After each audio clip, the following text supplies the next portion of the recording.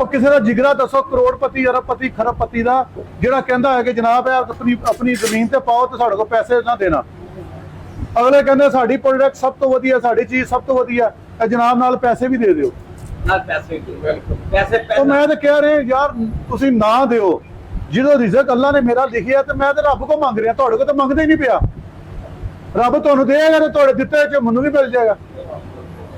ਤੇ ਪਹਿਲੇ ਆਪਣਾ ਈਮਾਨ ਤੇ ਸਿੱਧਾ ਕਰ ਲਓ। ਇਸ ਕਰਕੇ ਪੁੱਤਰ ਛੱਡ ਦਿਓ ਗੱਲਾਂ। ਮੈਂ ਤੁਹਾਨੂੰ ਸਹੀ ਦੱਸ ਰਿਹਾ, ਇੱਕ ਦਫਾ ਅੱਲਾ ਨਾਲ ਮੁਹੱਬਤ ਕਰਕੇ ਵੇਖ, ਅੱਲਾ ਤੇ ਯਕੀਨ ਕਰਕੇ ਵੇਖ।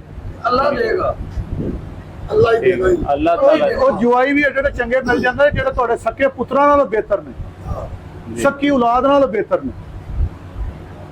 ਇੱਥੇ ਸਭ ਤੋਂ ਜ਼ਿਆਦਾ ਜਾਇਦਾਦਾਂ ਤੇ ਰੋਲੇ ਹੀ ਭਰਾਵਾਂ ਤੋਂ ਸ਼ੁਰੂ ਹੁੰਦੇ ਨੇ। ਮਾਂ ਪਿਓ ਜਿੱਡਾ ਵੱਡਾ ਧੋਖਾ ਕਰ ਰਹੇ ਨੇ ਨਾ, ਮੈਂ ਕਹਿੰਦਾ ਕਬਰ ਜਾ ਕੇ ਅੱਲਾ ਨੂੰ ਕੀ ਜਵਾਬ ਦੇਾਂਗੇ ਕਿ ਹਿੱਸਾ ਜਦੋਂ ਵੰਡਦੇ ਨੇ ਨਾ ਤੇ ਧੀਆਂ ਦਾ ਹਿੱਸਾ ਖੋ ਕੇ ਤੇ ਪੁੱਤਰਾਂ ਨੂੰ ਦਿੰਦੇ ਪਏ ਨੇ। ਸ਼ਰਮ ਆਣੀ ਚਾਹੀਦੀ, ਕਿਉਂਕਿ ਇਹ ਹੁਕਮ ਅੱਲਾ ਦਾ। ਅੱਲਾ ਨੇ ਜਿਹੜੇ ਹਿੱਸੇ ਡਿਸਾਈਡ ਕੀਤੇ ਨੇ ਨਾ ਕਿ ਇਹ ਬੇਟੇ ਦਾ, ਬੇਟੀ ਦਾ, ਬੇਟੇ ਦਾ, ਬੇਟੀ ਦਾ ਜਿਹੜਾ ਹਿੱਸਾ ਉਹ ਪੂਰਾ ਦਿਓ, ਕਿਉਂਕਿ ਉਹ ਅੱਲਾ ਦਾ ਹੁਕਮ ਹੈ। ਤੁਸੀਂ ਅੱਲਾ ਦੀ ਨਾਫਰਮਾਨੀ ਕਰ ਰਹੇ ਹੋ, ਹੁਕਮ ਨਾ ਮੰਨ ਕੇ। ਨਹੀਂ ਬਾਬਾ ਜੀ ਮੇਰੇ ਵਾਲਾ ਸਾਹਿਬ ਦੇਣਾ ਦਿਓਗੇ ਤੇ ਬਰਕਤ ਪਏਗੀ। ਦੇਣਾ ਚਾਹੀਦਾ। ਬਾਬਾ ਅਸੀਂ ਜੀ ਇਹ ਬੜੀ ਗਲਤ ਰੀਤ ਹੈ, ਅਸੀਂ ਕਹਿੰਦੇ ਨਹੀਂ ਮੁੰਡਿਆਂ ਨੂੰ ਦੇ ਦਿਓ, ਮੁੰਡਿਆਂ ਨੂੰ ਦੇ ਦਿਓ। ਉਹ ਬਿਮਾਰੀਆਂ ਤੇ ਲੱਗ ਜਾਂਦਾ, ਤਕਲੀਫਾਂ ਤੇ ਲੱਗ ਜਾਂਦਾ। ਬਾਬਾ ਜੀ ਸਾਡਾ ਸੁੰਦਰ ਘਰ 2 ਕਨਾਲਾਂ ਜਗ੍ਹਾ ਸਾਡੀ ਉੱਥੇ 5 ਮਰਲੇ 7 ਭਰਾ ਸੀ, 5 ਮਰਲੇ ਉਹਨਾਂ ਨੂੰ ਆਈ। ਇੱਕ ਭੈਣ ਹੈ ਮੇਰੇ ਅੱਬੇ ਨੂੰ 5 ਮਰਲੇ ਉਹਨੂੰ ਪੂਰੀ ਦਿੱਤੀ, ਭਰਾਵਾਂ ਦੇ ਸਹੀ ਕੀਤਾ ਨਾ, ਭਰਾਵਾਂ ਦੇ ਬਰਾਬਰ ਔਰ ਦਿੱਤੀ। ਰੱਬ ਨੂੰ ਰਾਜ਼ੀ ਕਰ ਰਹੇ ਹੋ।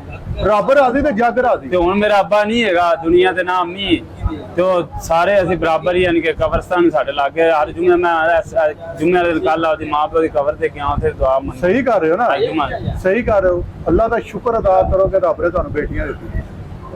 ਜੋ ਫਕੀਰ ਦੀ ਦੁਆ ਹੈ, ਪਤਾ ਨਹੀਂ ਮੇਰੀ ਜ਼ਿੰਦਗੀ ਕਿੰਨੀ ਨੇ ਅੱਲਾ ਨੂੰ ਪਤਾ ਹੈ। ਤੁਹਾਡੀਆਂ ਬੇਟੀਆਂ ਤੁਹਾਡੇ ਬੇਟੇ ਬਣਨਗੀਆਂ, ਜੋ ਤੁਹਾਨੂੰ ਫਕੀਰ ਨੇ ਕਿਹਾ ਨਾ ਬਣਨਗੀਆਂ ਤੇ ਫੜ ਲੈਣਾ ਬੰਦੇ ਸਾਹਮਣੇ ਮੇਰੀ। ਅੱਲਾਹ ਤਾਲਾ ਤੁਸੀਂ ਦੇਖਣਾ ਐਸੇ ਬੇਟੇ ਬਣਨਗੇ ਕਿ ਤੁਸੀਂ ਹੈਰਾਨ ਪਰੇਸ਼ਾਨ ਹੋ ਜਾਓਗੇ। ਆਮੀਨ ਜੀ ਆਮੀਨ ਇਹ ਵਾਅਦਾ ਹੈ ਕਿ ਸੈਯਦ ਆ ਤੁਹਾਡੇ ਨਾਲ, ਜਾਓ। ਆਮੀਨ। ਇਹ ਦੁਆ ਤੈਨੂੰ ਤਾਰ ਦੇਗੀ, ਜਾ ਐਸੇ ਬੰਦੇ ਸੁਣਦੇ ਨੇ, ਅੱਲਾ ਤੈਨੂੰ ਪੁੱਤਰ ਵੀ ਦੇ ਦੇਗਾ। ਆਮੀਨ। ਹਾਂ ਇਹ ਅੱਲਾ ਨੇ ਬੜੀ ਮਿਹਰਬਾਨੀ ਬਾਬਾ ਜੀ। ਠੀਕ ਹੈ, ਸਲਾਮਤ ਰਹੋ, ਖੁਸ਼ ਰਹੋ, ਸਲਾਮਤ ਰਹੋ।